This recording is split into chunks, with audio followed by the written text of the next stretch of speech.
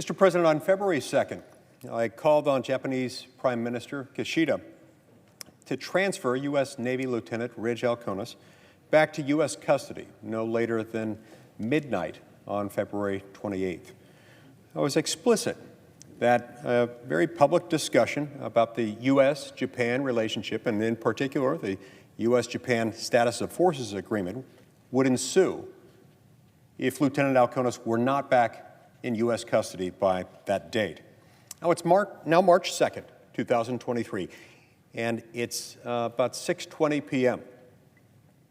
And Ridge Alkonis is not only not back in U.S. custody, he's not only not on U.S. soil, but he's still languishing in a Japanese prison. So, Mr. President, let's have a frank discussion about our Status of Forces Agreement with Japan, because we've waited long enough. Ridge Alkonis has waited long enough, and his wife, Brittany Alkonis, has waited long enough. Their children have waited long enough, all three of them. We're done waiting. The Japanese government has unjustly incarcerated Lieutenant Alkonis for too long.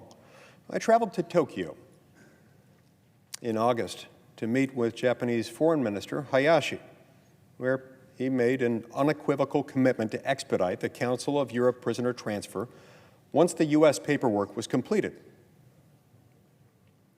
And it was understood at the time that that would be in a matter of days or weeks, not months or years. Lieutenant Alkonis felt comfortable signing off on the transfer paperwork because of Foreign Minister Hayashi's commitment. With this understanding, the U.S. Department of Justice completed the necessary paperwork in less than 2 weeks. Japan has been sitting on that request ever since then, for months and months and months. However, the Japanese government tried to renege on its promise by having a junior member of the Japanese embassy staff in Washington reach out to a member of my staff to deny that Foreign Minister Hayashi had ever made such a commitment. Allow me, not a member of my staff, to correct the record. Foreign Minister Hayashi, you did make that commitment to me. I have not forgotten it, and I know you haven't either. This isn't too much to ask of any country, let alone one on which we spend billions of dollars a year to defend. A Council of Europe transfer is not an extraordinary request. On the contrary, these kinds of requests are routine. Situations like this one are the very reason why we have a prisoner transfer process in the first place. The stated purpose for the Council of Europe Treaty is to facilitate the rehabilitation of the transferred offenders and to relieve some of the administration and diplomatic issues that arise with the incarceration of foreign nationals. Now look, to be very clear, we're not even asking for Ridge to be released from custody, for him to just be told that his sentence is no longer intact. We're simply asking that he be transferred to U.S. custody to serve out the remainder of his sentence. These transfers happen all the time. It makes little sense that we'd allow those tasked with defending the Constitution and its enshrined principles to be treated so poorly by an allied nation, to be subjected to laws so draconian that they're unrecognizable to the principles of justice our service members swear to defend. When we swear to defend the Constitution of the United States, it represents an enduring commitment to individual liberty, a spirit that says no matter who we are, where we came from, or what religion, if any, we practice, we enjoy liberty that is self-evident because it is God-given. Our armed forces stand ready to protect not only the safety and sovereignty of the United States, but the safety and sovereignty of our friends, like Japan, who enjoyed over $20 billion in U.S. military aid over the last 5 years. And yet, they can't keep their promise to facilitate a routine prisoner transfer? I cannot and will not accept that. Not now, not ever. I don't think the American people can accept that either. In fact, I know they can't, nor should they. I don't think they'd be okay knowing we spend billions of dollars to defend a country when our status of forces agreement with that country is so unfavorable to our troops. I don't think they'd be okay sending 55,000 of their sons and daughters to support an allied country where they won't have the most basic legal rights. I'm certainly not. Japan isn't either. To illustrate, under the terms of the Japan-Djibouti Status of Forces Agreement, Djibouti, by the way, is the only country in which Japan has a foreign base. Japanese service members are immune from criminal prosecution. They're completely immune.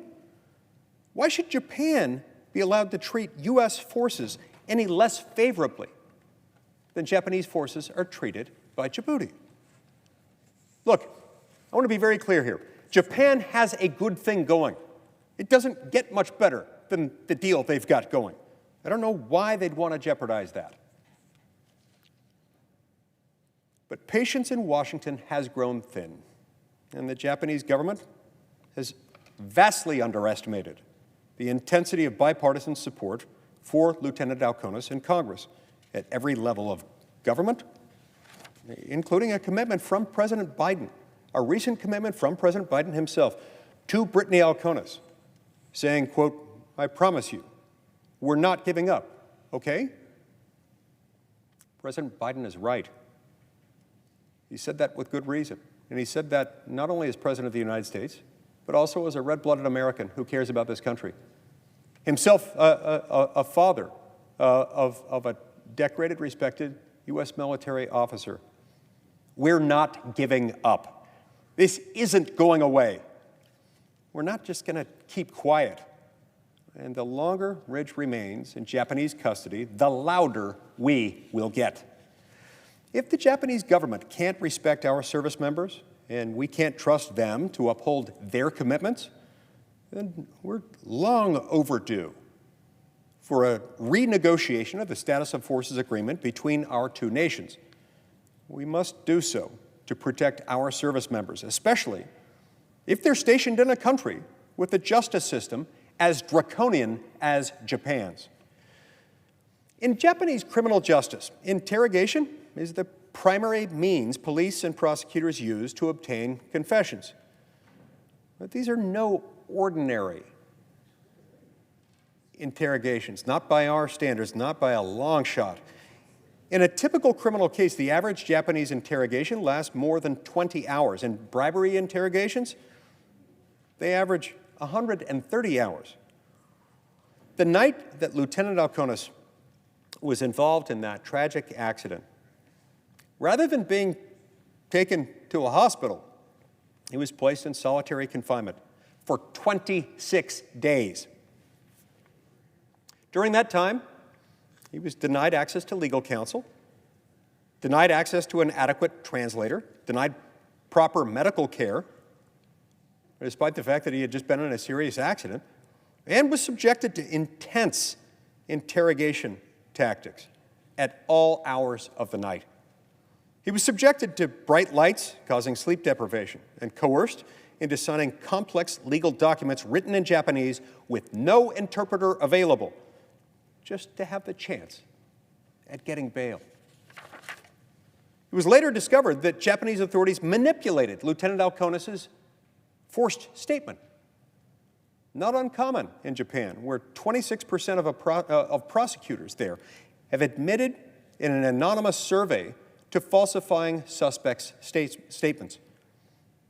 He was told not to contest the falsified documents, as the Japanese court would perceive this as a lack of remorse.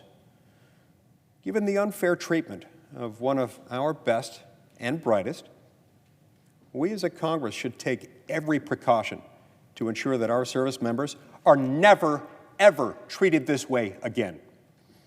I'm not exaggerating.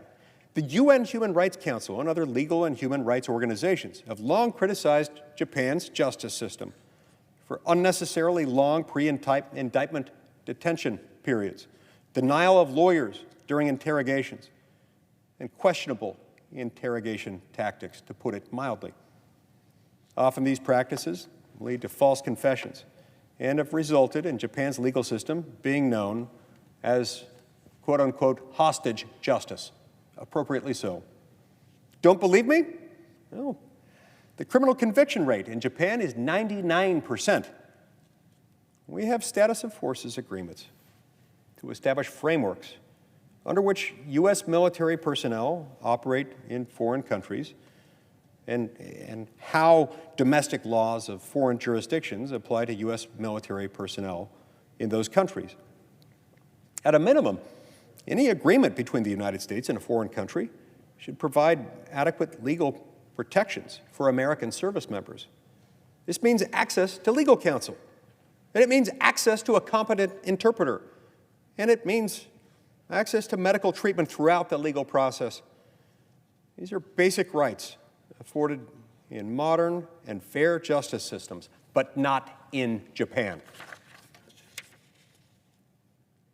It is not too much to ask, Mr. President, for a renegotiation of our SOFA with Japan. Look, similar concerns once existed in the Republic of Korea. However, we successfully implemented much-needed improvements to the U.S.-Korea SOFA to include a U.S. government representative to be present during any interview or interrogation, a lawyer to be present at any time the request of a service member so requires it, or a dependent during the interviews and interrogations, as well as, of course, a competent interpreter. We need these same changes to be made in the U.S.-Japan SOFA. Look, I'm sure, in fact, I'm certain that there are many who wish that I weren't giving this speech. I've been told that it just isn't worth risking the relationship we have with a strategic partner over a single American. Mr. President, they're wrong. The Latin term unus pro omnibus, omnes pro uno, means one for all for one. The concept is depicted in multiple times in the Bible. It can be found in the works of Shakespeare's and made popular by Alexandre Dumas in his 1844 novel, The Three Musketeers. Our military personnel and their families sacrifice their blood, sweat, and treasure so that all of us might enjoy the blessings of liberty that generations of Americans fought and died to protect. They truly embody all for one and one for all. But what does it say about us if we're collectively unwilling to stand up for the rights of the one? We cannot expect people to stand up for their country if their country does not stand up for them. Thank you, Mr. President.